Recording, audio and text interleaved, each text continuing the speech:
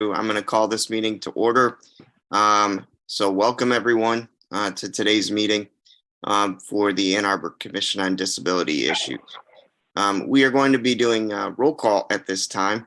So if you are here, please unmute and state where you're coming from today. But I would like to just point out that throughout the meeting today, if you are not speaking, please do your best to mute so that everyone can have an opportunity to be heard effectively.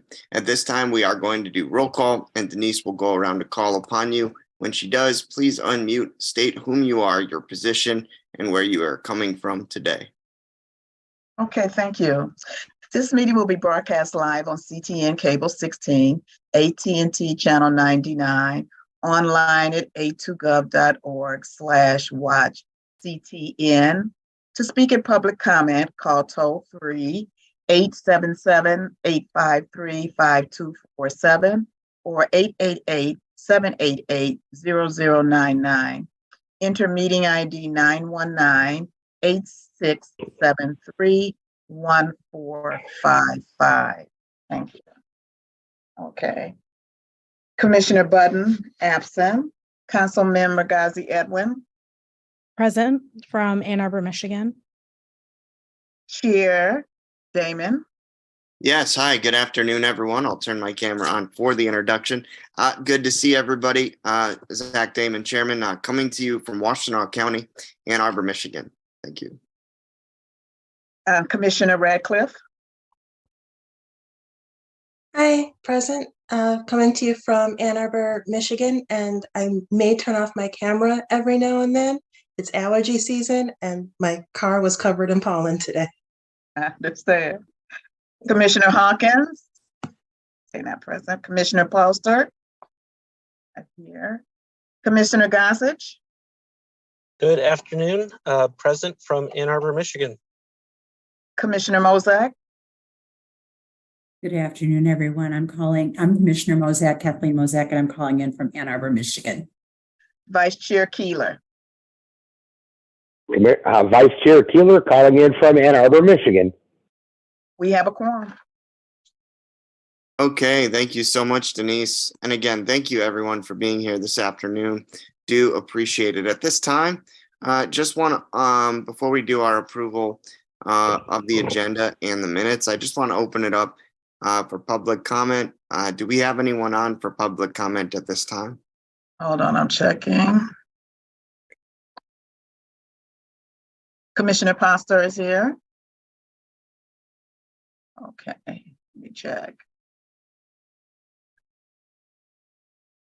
No, I don't see anyone here at the present time for public comment. Thank you. For the good of the record, Debbie, do you mind just unmuting and stating your name and where you're coming from today, please?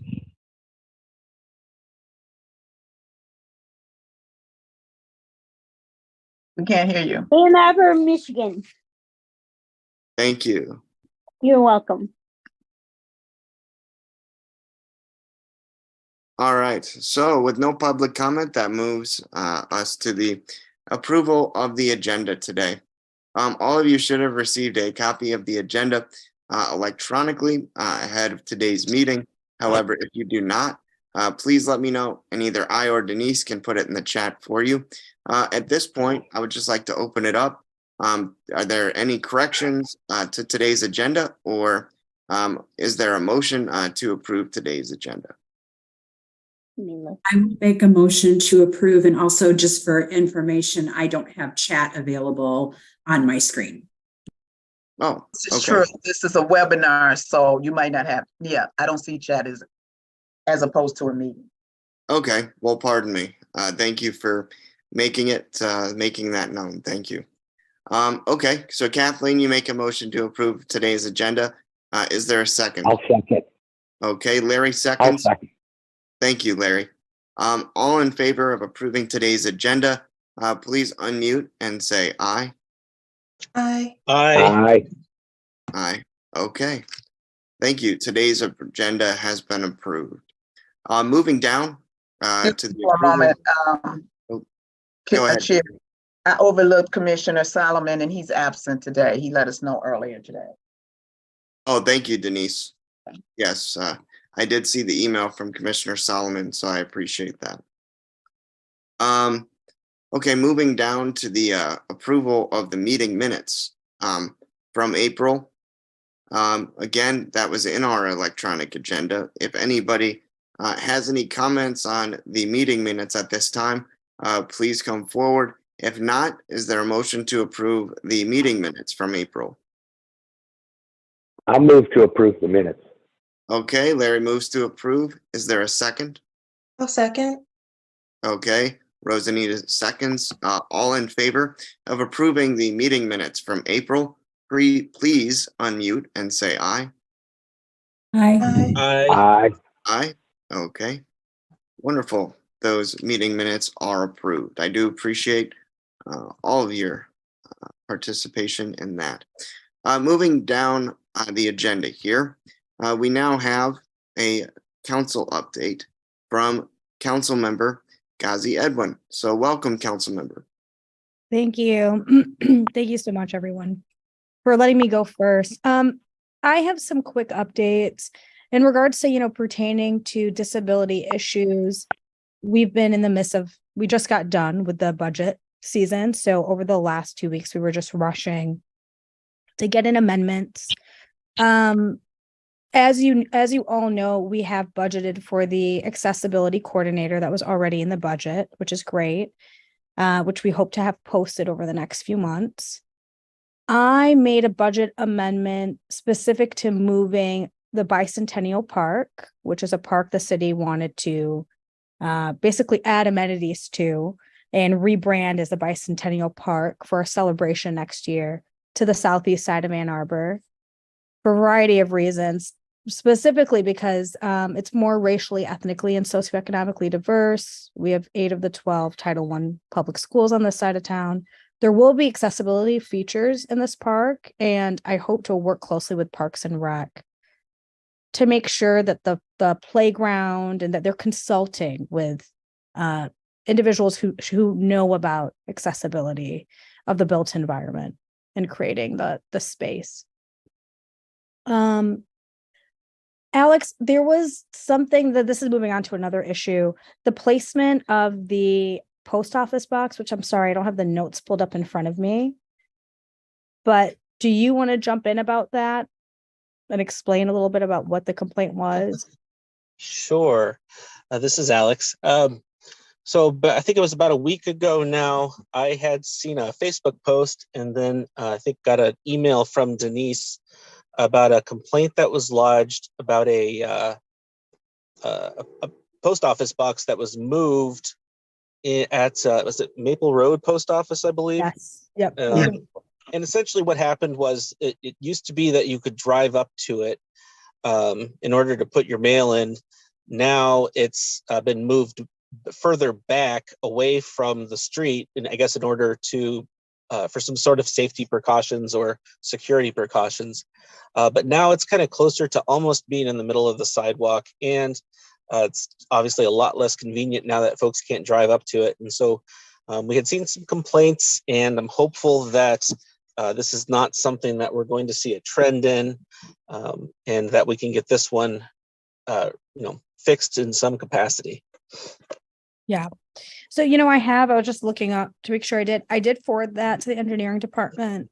I have a feeling that because of the budget season, just people have been, their plates are really loaded right now, but I will follow back up in the next week to find out if both Commissioner Gossage and myself can meet with engineering and just figure out, is there a way that we can better place this mailbox so it's more accessible for all? Along the same lines, I thought that was Green Road. I think you might be right. it was Green I Road. think sorry about that. The correction was, I think it was Green Road.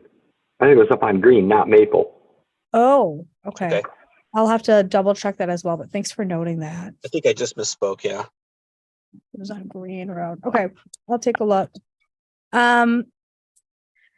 So the other issue that I did send out to roads and engineering was about the gap and sidewalk on Sire Road.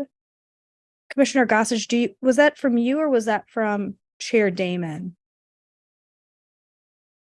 That's a great question. I think that actually also came from Commissioner Gossage as well.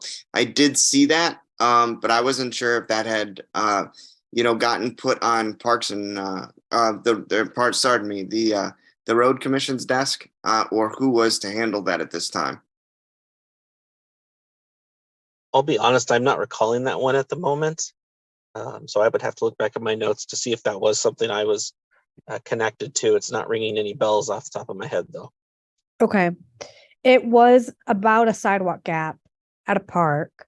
I've also forwarded that to the city and I'm waiting on a response. And then the third thing that I'm waiting on a response for is this parking issue at condo associations and ensuring that condo associations don't essentially bid out their accessible parking spaces to people who don't have disabilities. Again, both Commissioner Gossage and I are hoping to have a meeting with someone at the city over the next few weeks. I'm going to check in about that and see if we can explore that issue again. Thank you, council member. I do appreciate it. Thank you. Does anyone have any questions for me? I have a question. I don't know if it's for you or for Laura if she comes on later, but do you know for the C-Click Fix app how far that goes? Like, does it go towards like Glencoe Hills apartments, or where it cuts off?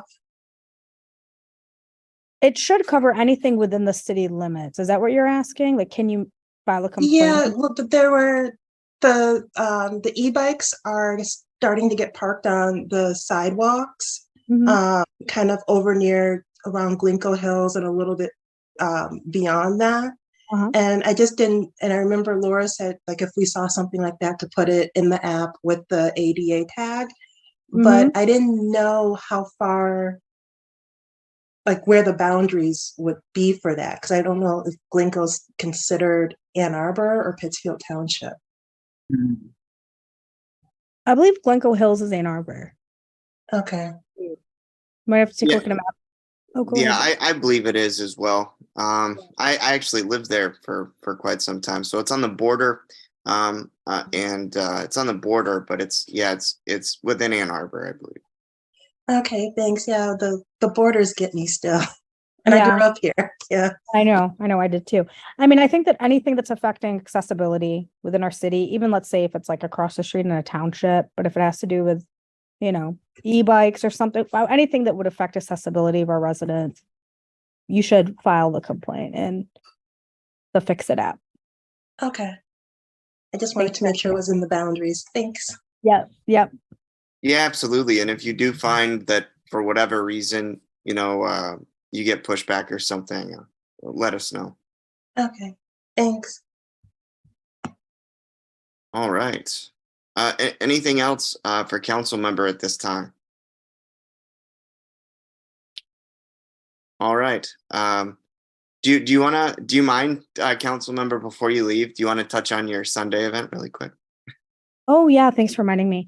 So, at the recent budget meeting, we talked about a lot of different equity issues, and we proposed budget amendments that were really equity centered, and I'm proud of that. For those of you who don't know, we had about $1.4 million that was generated from the marijuana excise tax. So from us selling marijuana in the city. And the city administrator told the council members, think about what you want to spend on. So we put money towards eviction prevention. I'm sorry, that's my son. And we also put money towards trauma-informed wraparound services, specifically, prioritizing people who are impacted by the criminal legal system. I don't like to call it the criminal justice system because it's not always just. But so making sure, I think especially money generated for marijuana. I mean, we know what the war on drugs did to the Black community. It needs to be invested back into the community. So there's a bunch of wraparound services that have been proposed. Money went to youth programming. I'm saying all this to say that both myself, Councilmember Lynn Song, Councilmember Chris Watson, and Councilmember Cynthia Harrison decided we should probably hold a joint coffee hour to talk about equity issues right after the budget season. because people are going to have questions. And also people might have questions about equity outside of the budget. And this is not to say that anyone else on council is not invested in equity. It's just we were all working on these various issues at the same time. So it's happening Sunday at Wheeler Park from 1 to 3 p.m. Anyone can come if you have questions about the recent budget process and generally about equity, what the city is doing, what we have done. We welcome anyone and everyone to attend. That was Thank a very you. long-winded No, explanation. Anyway. thank you, council member, for that. I do appreciate it. Kathleen, you have your hand up. I was just wondering if, for the public, anybody who's watching, where is the location of Wheeler? Wheeler Park is on, let me look it up. It's right across the street from the train station. And that and Gandy Dance, but I'm forgetting the name of that road. Let me look it up. If anyone else knows it, please jump in. Vice Chair Wheeler has his hand up. Wheeler, rather. But Vice Chairman, go ahead.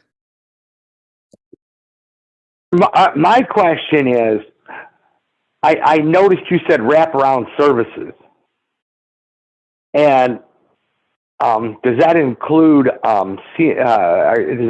monies for CMH to use and for DHS to use and that sort of thing, or is that a different? I'm on the wraparound community team, and in fact, that's my first meeting on these Wednesdays. Mm-hmm. And I'm just curious if that has anything to do with wraparound and our wraparound community team. Is this county? Oh, through the county. The county has kind of their separate pot of money, but I don't want to speak to specifics yet.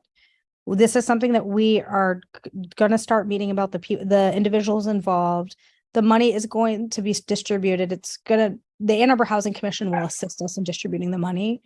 But I don't want to speak too much to specifics yet because I don't know them. Let me know what's going on. I'm kind of curious with that. Yeah. Please. Yeah. As we continue working on it, it was just passed a few days ago. I'll provide updates at this meeting as well.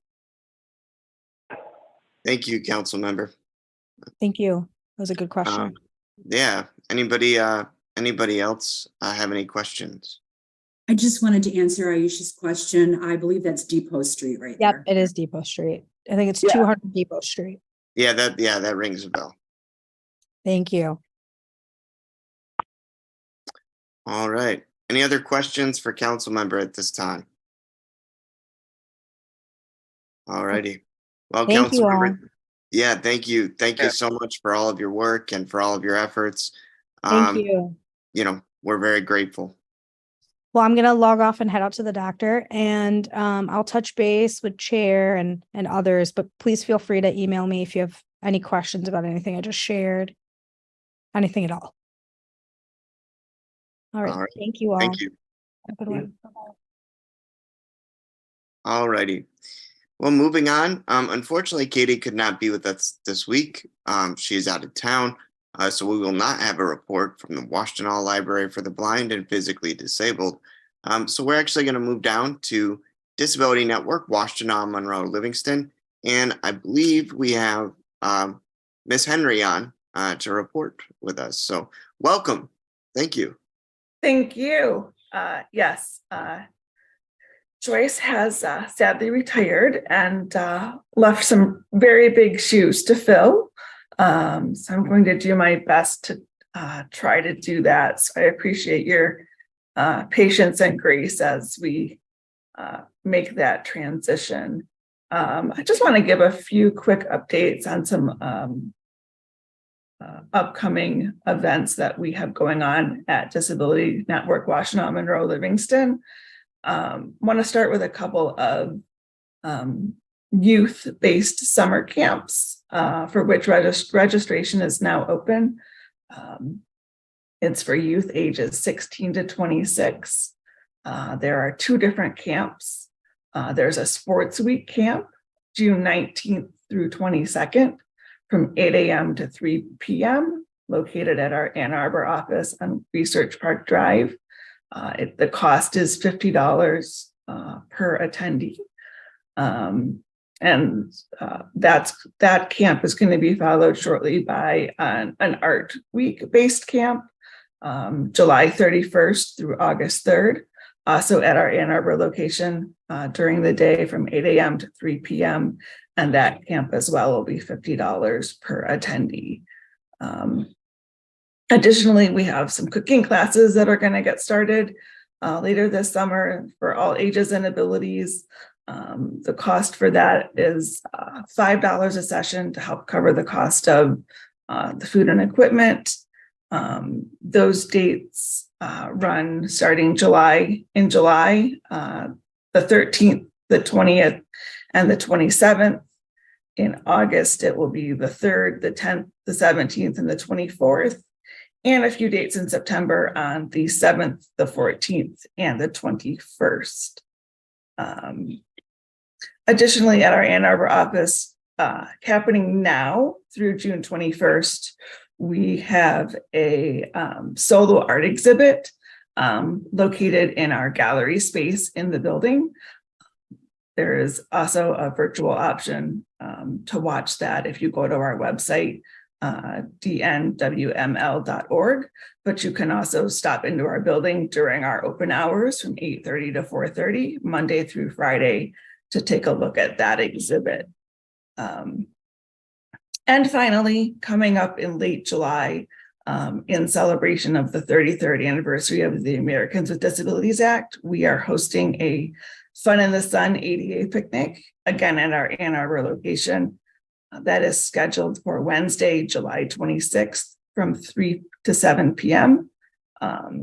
Stay tuned for a lot more details, but please save the date and look forward to things like a disability pride themed art exhibit, some guest speakers and vendors, raffle prizes, food and drinks, inclusive games and sports, and a tour of our building. And with that, that is all I currently have to share, unless anybody has any questions about any of those events. Thank you so much, Andrea. And yes, everyone, July 26th, mark your calendars. I hope that the Commission on Disability Issues can have a strong presence at that ADA celebration. I was there last year, was a lot of fun, and hope all of us can attend. A lot of great things going on over there. Absolutely. Anybody have any questions for Ms. Henry at this time? All righty. Well, as always, I am filled with gratitude for all of the work Disability Network, Washtenaw, Monroe, and Livingston is doing, as well as all the other connected entities that you guys have. Great work across the state. So thank you very much. And yeah, we look forward to seeing you soon. Thank you. Thank you.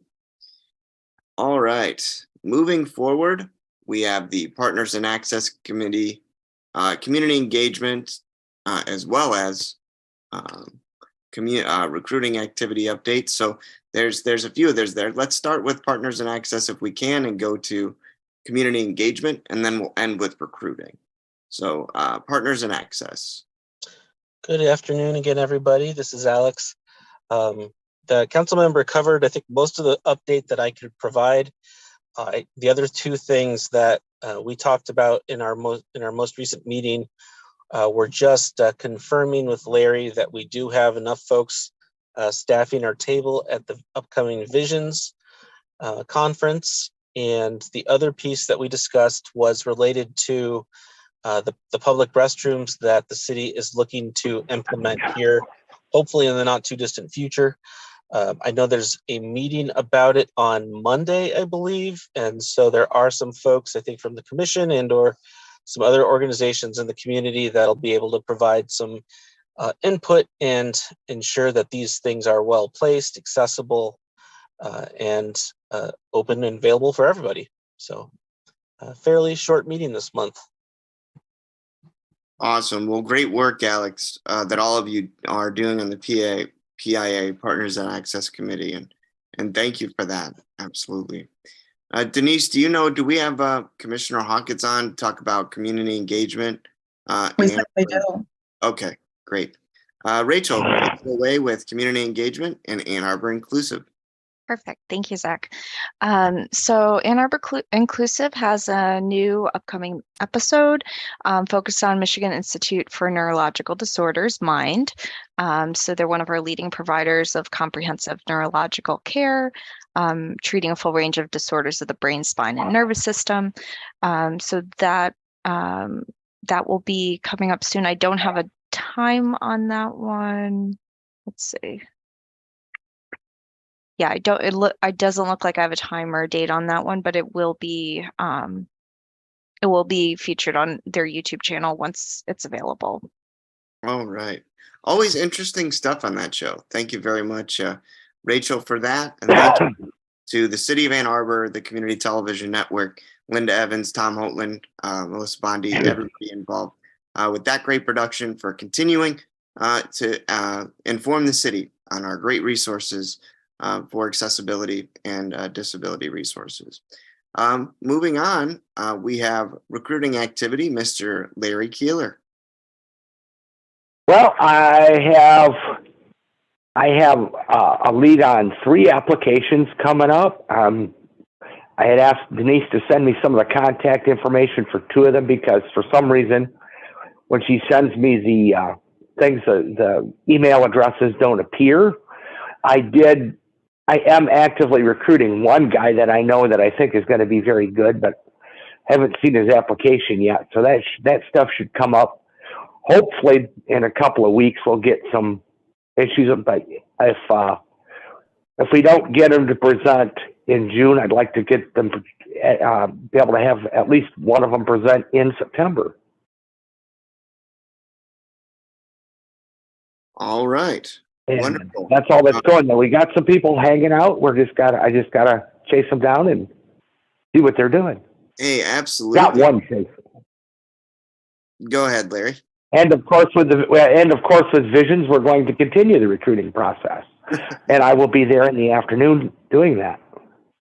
Absolutely, and I'm looking forward to seeing you, Larry, for sure. Thank you so much for all of your efforts with that. And 3 applications, you guys, that is amazing. So good things. Glad to hear it. All right. Any questions for Larry on recruiting at this time? Okay. Actually, 2.5 applications. The other application hasn't got in, but I've got interest on it. So. Okay, got it. Thank you for the clarification.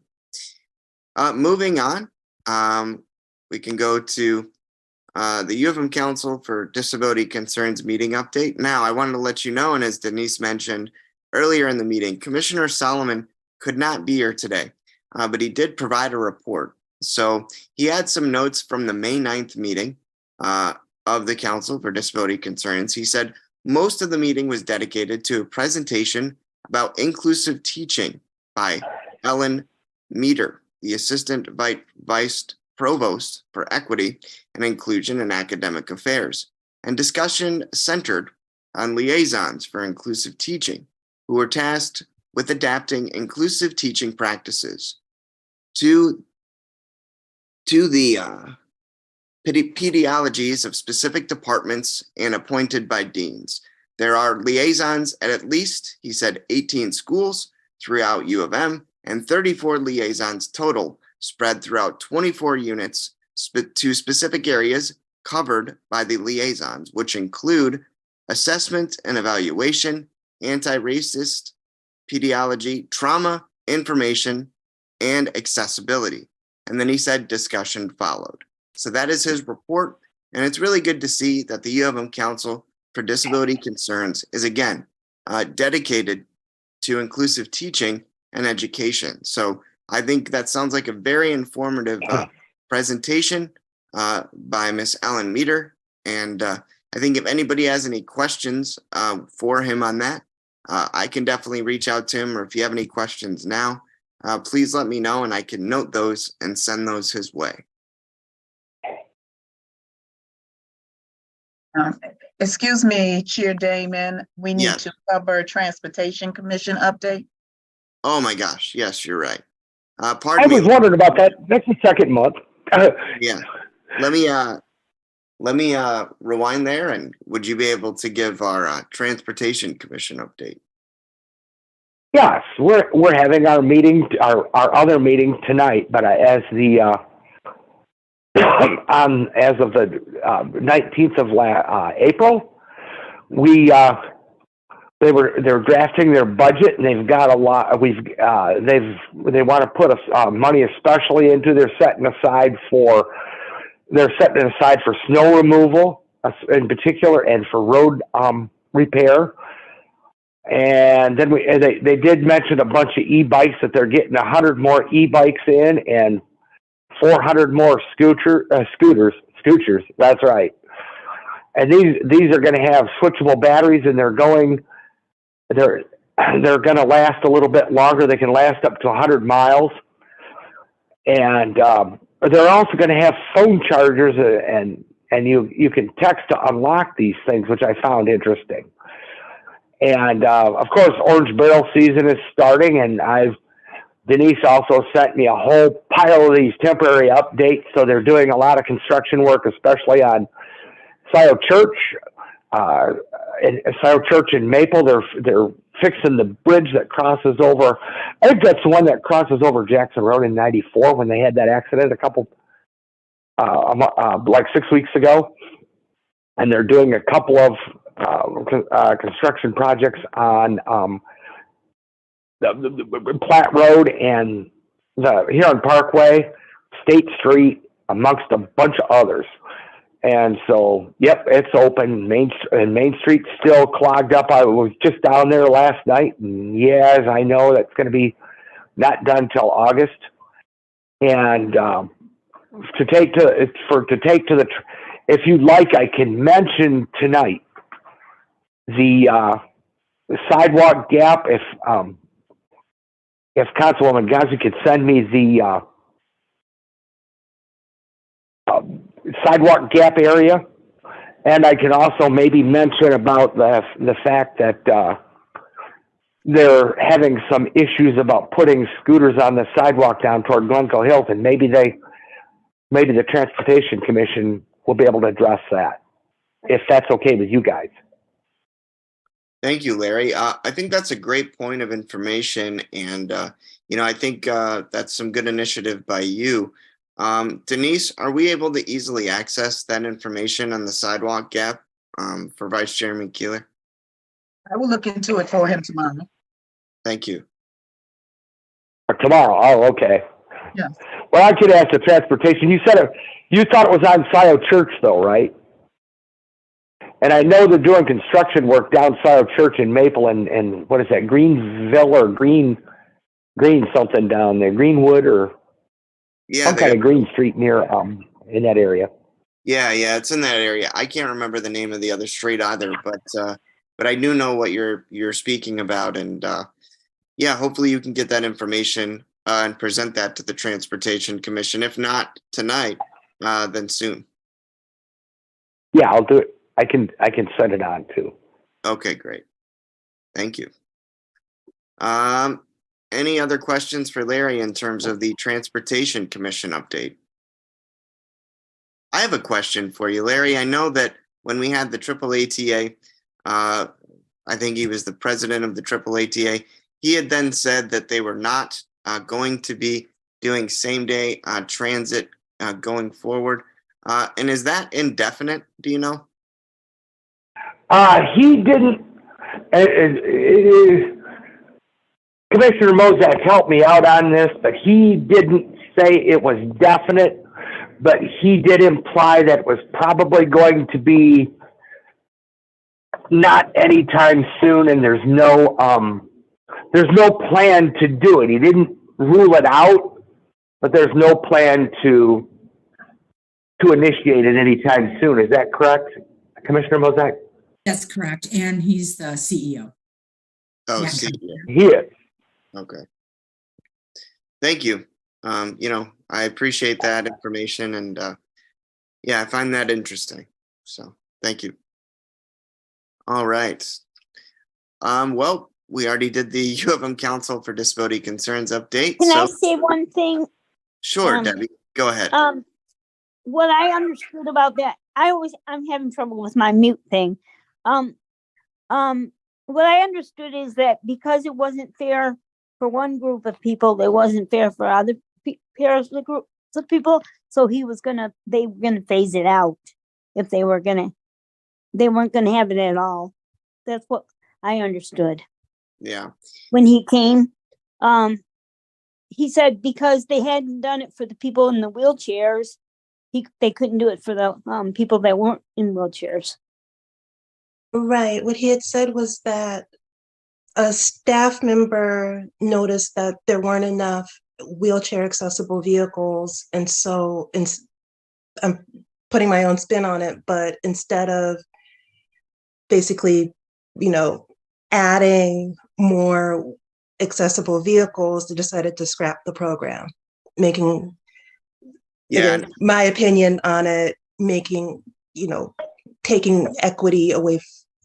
Instead of adding equity, we kind of lost some equity in terms of being able to, for people who use it to be able to do a same-day trip. Right. Yeah.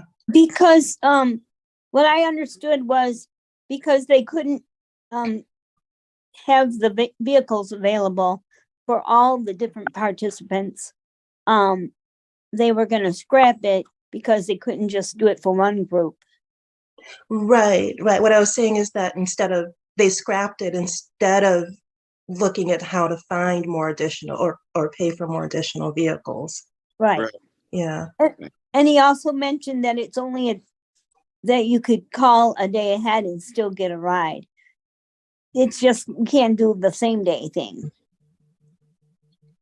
So he was saying it's possible to get your ride still, but not the same day.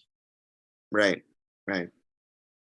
No, thank you for that clarification, everyone. I do appreciate that. And, I'd like to continue to know more about what they are going to do going forward, or why they're choosing not to formulate a plan, at least for the long term, and bringing that back. I think, just in my opinion, it would serve the community more to be able to have, the same day, as well as the reserved rides and the vehicles for those that are accessible. But just my opinion. Thank you for that. Anything else on transportation at this time? All right. Moving down to the Director of Organizational Equity with Laura Orta. Is Laura on at this time? Yes, I am. All right. Good afternoon, everybody. How are you all doing today? Good afternoon. Good. Thank you for asking. My camera and I are fighting, apparently, so maybe it'll come on. Did everyone have a chance to look over the job description for the accessibility coordinator between last meeting and today? Yeah. Anyone have any significant changes they want to see? No? Thank you, I reviewed it. Sorry, go ahead. Nope. Yeah, Go I ahead, reviewed it. I thought the language at this point, was accurate. I think you listed, everyone listed some great things in there in terms of, the expectation, what they're expected to do, and going forward. So I thought it was clear. I don't have any specific, changes or edits at this time. So I just want to say, great job with that. I know it's difficult, kind of starting from scratch in terms of, developing that. But I think, everyone and yourself, Laura, you've made some, great progress. So thank you. Thank you. So that means tomorrow I will be sending that forward to the legal counsel in the city to make sure I haven't done anything that I shouldn't have done or said anything that I shouldn't have said. And from there, once they approve it, then I will start the job launch process, which is where I work with recruiting, answer some questions, create the ad itself, and we'll get the ad out there. My hope is by mid-June. I'm thinking, okay, where are we in May? And with Memorial Day, we also, for you all to know, are experiencing some decline in our personnel in HR. You know, everybody's coming up on retirement or other things that have taken individuals out for a while. So HR is running a little behind, and HR will be the individuals running with the recruitment ad. But I am the individual who, you know, is assisting them in a sense, helping fill in the gap, at least for my requests. I would like for you all to decide who you would like to serve with me on the interview panel. So what will happen is we'll put out the ad, we'll probably leave it open for 2 or 3 weeks at the most, hoping that, you know, we'll have a flood of applications. Then recruitment will match up job requirements compared to preferred and go through the list of individuals and produce as many as meet all of the things that are on the required list. Once we have that list, if it's too expansive, then I work with recruiting and probably will do some phone interviews. It would just be one-on-one, something I could easily handle. Then we bring the number down. I like to do no more than 6 when I start doing face-to-face interviews. 6 is at least 9 hours of the life of the people that are doing the interviewing. So, because, you know, you've got to do it and think about it and score it. And then the decision will be made after everybody on the interview panel. Go ahead, Zach. Pardon me. Yeah, I mean, I would love to be involved, you know, in that particular process for those candidates. Just being able to work with you, Laura, to develop, I think, some very topical, but also, you know, informative questions that, you know, with their desired background, skills, and ability in terms of ADA compliance, in terms of knowing the law, that they would be able to answer and Fantastic. answer that effectively. All right, Zach, I will put you on the list. I'm not sure. I have to ask if council person Aisha can be on it. I don't think that they can, but I'm going to ask because I, you know, never just say, oh, well, probably not. The other, some great news to share with you related to me, accessibility, access, and things that are happening in the city with the budget, as was spoken about before. There's also the opportunity for my office to also have a analyst. So somebody who can take all the data that I'm collecting and, you know, parse it out in ways that I need it and ways that it should be, so that we can start setting metrics about what we want to see and where we want to see in the growth. Simple things like the A2 fix-it calls. Who sends those in? You know, what demographics have we collected? All of the things that the city does as far as outreach and engagement. There haven't been a lot of metrics because there hasn't been an office like mine before. And so now that I'm here and going to get this other person, we can start setting metrics and saying, okay, here's where we were at, and, you know, real honest, here's where we're at. And then let's set 1 year, 3 year, 5 year goals. So I'm looking forward to doing that with all of you as I onboard these new individuals.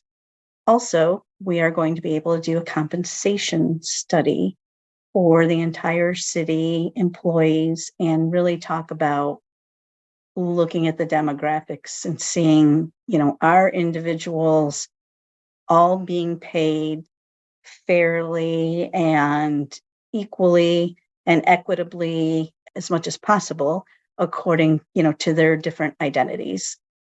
The last one that was done was over 5 years ago, and because of a lot of turnaround in the city and changeover in leadership, it was not implemented as well as it could have been. And so now that the HR director, who's 2 months newer than or older than I am, and myself are here, that's top of our list to get this going. So we're really excited. We've already been able to apply equity to 24 individuals in the city, a majority of them women and women of color, that, they just have been doing their great jobs and haven't had somebody who stopped and, hey, wait, let's look at this, not just according to position, but let's look at demographics and education and how many people. So really excited that we're making, that's huge, right? That's in less than a year. The HR individual, myself, the deputy city manager, and one of the lawyers, we all serve on the compensation committee, have been able to make those changes without a deep dive into all of the data yet. So really, really great for us to move forward with. Go ahead, Zach. Yeah, sorry, and this is my last comment, I promise. So I had forgotten one question that I had for you about the job description, and it's just minor. But, under education, and then required, and then you have preferred the ADA coordinator training certification. Why is that preferred rather than required? So when we spoke with the individual from Detroit, you may remember that he said that certification is, a lot of individuals have it, but I made it preferred instead of required, because if I find someone, or if we all find someone who has been doing this work and really is the right fit, who doesn't have it, the city will pay for that person to go get it. And so I thought it was much more equitable to make it preferred rather than a required. No problem. Yeah, I definitely agree. Thank you for the clarification. And go ahead. Commissioner Ratcliffe, unmute yourself. Thank you. There we go. I was looking to lower my hand too. I think it's great that you were able to look at the people now who are currently employed and be able to say, why aren't they paid the same right now? Will you also be doing that with, or I guess once you have the staff, will you also be able to look at the numbers for the contractors to see kind of how those bids are and what's happening with that? So that was an early question when I started, from the community to the previous city council and carried on to this current city council about, individuals want to see this data. Who are we hiring? What is happening, etc. We have one individual who handles all procurement in the city, and they're very busy. The desire to collect that data is there, and it is a goal that I have for this data analytics individual, but we first also need to get the procurement individual some assistance, because we will be asking for an extended form for any contractor, right? So we can get that demographic and we can see where they do or do not, if they participate in nonprofits and who they hire and things like that, which is going to expand the form that this individual already has to kind of parse through as much as they can electronically. So it's going to be a long process from what I see. I've been speaking with Mr. Dahoney about it. I said this absolutely needs to be done. We should not be hiring, contractors who aren't living up to our culture that we're building here in Ann Arbor. I also, when we do that, want to add that those individuals, anyone that's working for us, whether physically or electronically, takes at least 2 of trainings that I'm creating for the city. They have to say whether or not they've had specific diversity training. And it's a checkbox, and we don't go and see what training they've had for diversity. So who knows? I hope that everyone out there is doing really great training. That's probably not the truth.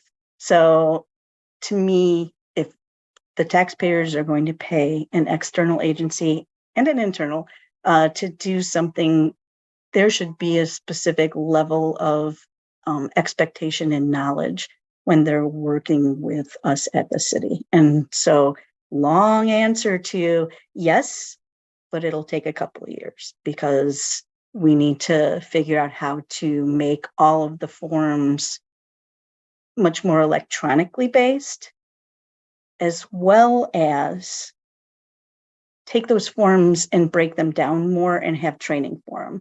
One of the suspicions I have, not having looked at the data yet, but suspicions I have is that we don't get a lot of small business individuals applying for projects in the city because a lot of individual startups, specifically nonprofits, but any others, are started by underutilized, which is some people say marginalized, underutilized individuals, right? Trying to set up a business and go, who have not had the privilege of education related to how to understand a contract, especially from the government, or fill those out in ways which will be something that will be chosen, right? The things I'm training our people on right now, as far as contracting is, if there are spelling errors in their contract, that should not automatically disqualify someone unless we say must be 100%, correct in spelling.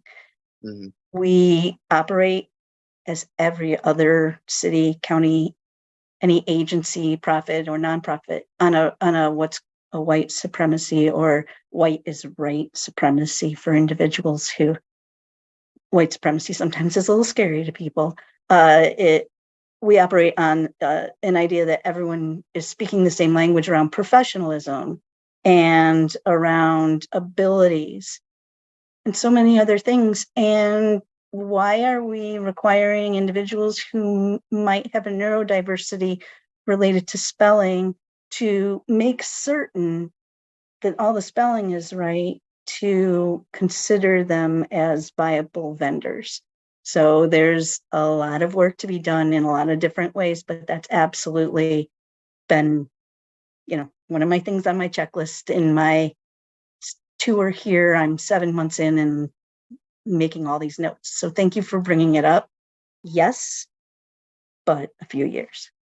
Thank you. Yeah, it's completely understandable that it's going to take a while, especially with the staffing difficulties and, making sure that there's the budget, because we don't want something that's there for 1 year and then not sustained long term. Absolutely. So I just appreciate the work that you've been doing, because that's a lot of work that you've been putting into all of this. Thank you. I love it. Okay, every single day. I love coming and doing my job and appreciate the support of individuals like yourselves. Go Thank ahead. you. Oh, Kathy. yeah, I was going to say, Bob, sorry, Commissioner Mozak has her hand up. Yes, I just wanted to say I am so thankful that you looked at the spelling issue. I myself use voice to text a lot to fill information out. Voice to text is terrible. Yes. And it like, for instance, my daughter's name is Aisha, Aisha. It always comes up, are you sure? So there are so many ways misspellings can happen. So thank you so much for looking into that. Oh, thank you. Yeah, it's one of the, to me, so we need more diversity at the city in everything we do, in our contractors and the people that work here and the people we serve, all of that, right? We don't realize as an agency that simple things like saying, oh, they misspelled 5 words, so they must not really be serious, and toss out the opportunity without us saying you have to have, perfect spelling. If it's a job where you don't need perfect spelling, why, and we haven't said you need perfect spelling, then no, we should never be tossing that person out. And I'm also working with our recruiting team this summer to kind of start embracing that, and also having all kinds of different seminars with people in the community on how to fill out a job application for the city, because it's different than it is in a for-profit world. Government speak is its own language. And so really breaking down that what we as government workers think everyone knows and what really everyone doesn't know is important to me. But I also need our infrastructure to not cause trauma. So we can say we're going to pipeline in diversity and open the doors, but if we don't have the infrastructure for individuals such as myself who identifies as non-binary, if there aren't bathrooms that other people feel comfortable with me using, because I don't have a problem using any restroom, but other people are the individuals who may not feel comfortable with me in specific gendered bathrooms, then it would harm me bringing in other non-binary people if we didn't have those services for them. So like this bathroom committee, which I'm on, which we are meeting on Monday, it's nice to see the new things that are coming because the city is being much more inclusive and accessible in what they're thinking about and how they're doing that work. Thank you. Outstanding. No, thank you, Laura. I mean, I really appreciate the work, they're doing. And I mean, just all the effort you've put in. Again, I didn't see any necessary, edits within the job description. I thought it was very clear and succinct. And then, to Kathleen's point, I also am not the best of spellers. I do my best to be as good as I can within diction and punctuation, but sometimes, things happen. And so, yeah, I mean, you don't want to eliminate somebody that can have a different perspective and still be a huge asset to any entity just because of, a spelling error. I mean, that is something that can be easily, corrected. And it should not, in my opinion, be a deterrent. Yeah, it's just one of those many little intrinsic systemic issues that we are finally now addressing as a country, right? We have not spoken diversity before. It is a new language, especially in employment. We've pretended to speak diversity since the 60s. We really haven't. And so now we are actually speaking it and practicing it and using it. And so I hope that Ann Arbor can be the leader in doing such changes and being much more accessible, inclusive, and equitable. Absolutely. And really quickly on your point to a couple of trainings and resume writing for government, things like that. I don't want to volunteer this gentleman, but I know, Disability Network, Washington, Monroe, Livingston, they've done some great resume workshops that I've attended just as an attendee growing up in the community, just to see how those work. And they've been very well attended. I'm curious, Commissioner Gossage, is government, would that be something that Disability Network would be interested in possibly collaborating with Laura on, maybe? Possibly, yeah. I'd want to talk with some of my team members first, not commit them to something that they're not aware of. Right. But Laura, I'd be happy to talk with you at any point to see if there's a way we can collaborate on this or any of your other projects. Sounds great. It takes all of us to correct all the injustices, right? Exactly. Yep. Any other questions anyone has for me related to my position, your commission, anything else? As you can see, I don't hold back when sharing information. but to me, that's transparent government. Mm. Yeah, I don't have anything at this time other than a thank you again, and being filled with gratitude for your efforts, and thank you. Well, thank you all. Have a good evening. Good evening. All right. Moving on, we have the city personnel report with Denise. Good afternoon. The city is welcoming Taylor Falkey, firefighter, Carly Houston, Parks and Recreation Supervisor, Zachary Kupinski, Engineering, Civil Engineering Specialist, Michael Moore, Fleet Services, Vehicle and Equipment Technician, Thomas Pierce, Housing Commission, Construction Project Manager, Pierce Ritter, Police, Command Standards Officer, Hayden Stevenson, firefighter, and a retirement farewell to Gary Shively, Engineering, Civil Engineering Specialist. That's it. Well, and of course, a fond farewell, if I may, just at this point, to our own Denise, being your final meeting with this evening, and will be missed, but definitely wish you all the best in your retirement. You've earned it, and you deserve it. Thank you. I have appreciated the opportunity to serve on the Commission for Disability Issues. It has been my pleasure. Thank you. We're going to miss you, Denise. I'm going to miss all of you. Oh, really quick question. So is the city, are they going to notify myself or us as a commission when they've, I guess, selected your replacement? Most or how is definitely. that? Okay. Yes. Wonderful. Thank you. All right.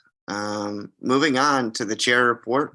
I had some news for all of us. The biggest news that I had actually was that Global Accessibility Awareness Day, or GLAD, or GAD rather, GAAD is what it's called. Global Accessibility Awareness Day. That's coming up Thursday, May 18th. And this is to help our community celebrate the 12th Global Accessibility Awareness Day. And the purpose of GAD is to get everyone talking, thinking, and learning about digital access and inclusion, and the more than 1 billion people with disabilities and impairments worldwide. So I hope that we can all, express our social media prowess, if you will, and celebrate GAD, because global accessibility awareness is important for all of us. And, we're using it at the very present time in many ways. And I just think that that's important. And the fact that it's only the 12th anniversary of that means it's a very young holiday.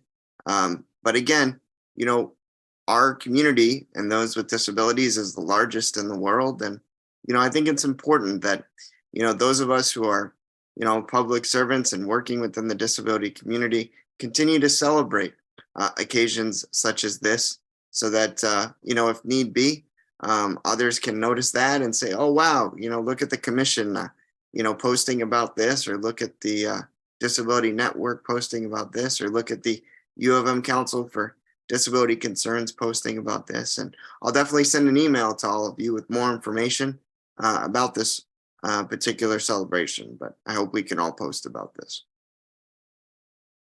That's all I have at this point for the chair report. Moving on, I just wanted to know if we had any old business.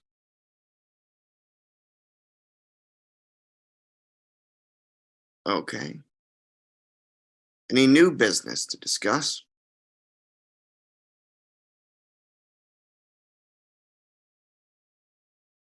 All right, no new business. Any just general communications for the commission that you wanted to discuss at this time? Excuse me, there's a couple. So Kathleen had her hand up, and then we'll go to Debbie. So I don't know if this is appropriate or not. There is a local chorus that is performing this weekend, and for the first time ever, They are going to have an in-person sign language interpreter for the entire concert on Friday. Would it be okay for me to plug that, or is this inappropriate? No, this is perfect. Communications, absolutely. And that sounds amazing. Oh my gosh. So Out Loud Chorus is Washtenaw County's oldest LGBTQIA plus and ally choir. It's been around for many years. They're doing a concert themed called Let's Talk About Nature, May 19th and 20th at 8 p.m. both nights at the Arthur Miller Theater at the Walgreen Drama Center. It's at 1226 Murfin Avenue in Ann Arbor, which is on I believe that's North Campus up there. Anyway, on Friday evening, we'll have an in-person sign language interpreter. And if you're interested in tickets, they can be purchased at olconline.org. And they are also a community that cares about people who are unemployed. So if you are unemployed, tickets are free. They're also doing it via Zoom. So you don't have to be in person if you're concerned about masking or going out in public for any reason. They do have an online. Thank you for letting me do that. Absolutely, Kathleen. That is so cool. Right. And, I hope that more choral performances can take after this one and be able to be as inclusive as possible. Thank you so much for sharing that. You're welcome. Debbie, you had your hand up? I just wanted to say that May 20th, they are doing a beautification in the parks that you might want to be a part of in the various parks. But you can go on to annarbor.gov and look at volunteers and they'll tell you more about it. Is that what we used to call Bloomsday? I'm thinking that might be the same. We did it all downtown where we did and I don't know, this is kind of late to gather up the people, but we used to, and we might want to keep this in mind in case we miss it, for the first few years that we put the sensory garden in and we're in charge of it downtown, us and the Lions Club would go down there and do some gardening in the planter and straighten up the thing a little bit. Yeah, well, I just found out about it today, and it's posted in some of the parks for May 20th, which is next weekend, and it's I believe it's like from 12 to 3 or something like that. You might have to check on the time because I'm real terrible about back yourself up, Debbie. It's not next weekend, it's this weekend. That's what I'm saying, this weekend, the 20th. Well, to me, yeah, you got it. Yeah, that's why I was saying that it's too bad. It's too bad I forgot about that. We hadn't maybe done that early, and a couple of commissioners could have went down there and helped with the garden. You can still go. I mean, they're having a big cleanup at West Park in particular. I just saw the note for it, but if you go online to annarbor.gov and go into here's about the park beautification, it might be called Bloomsday, I'm not sure, but I just noted it today that they're taking volunteers. So if you have a couple hours here and there, anybody who wants to pull weeds or pick up garbage or whatever, it's a good time to do it. Thank you so much, Debbie. I appreciate that. And always have to do our part, right? To make sure that our city is, staying clean and staying green. Absolutely. Yes. Absolutely. Oh man, you guys, I am always filled with gratitude to see all of you and grateful for all of your time and all of your hard work. At this point, I don't have anything else. So is there a motion to adjourn? I'll move to adjourn. Okay, I'll Larry. second it. I'll second it. Debbie seconds. Pretty fast there. So all in favor of adjourning at 5:10 p.m. on May 17th, please unmute and say aye. Aye. All right, everyone. We are adjourned this evening. And as always, thank you so much. All of you are amazing assets, and I'm so grateful for you. And you know what? I hope we can do something fun before the summer ends. So I'm going to try and figure something out where we can all get together in person and enjoy the outdoors because it'd be great to see all of you. But have a Great idea. yeah, That's but a have great I would idea. agree. yeah. Yes. Thank But you have a all. really- Take care of yourselves.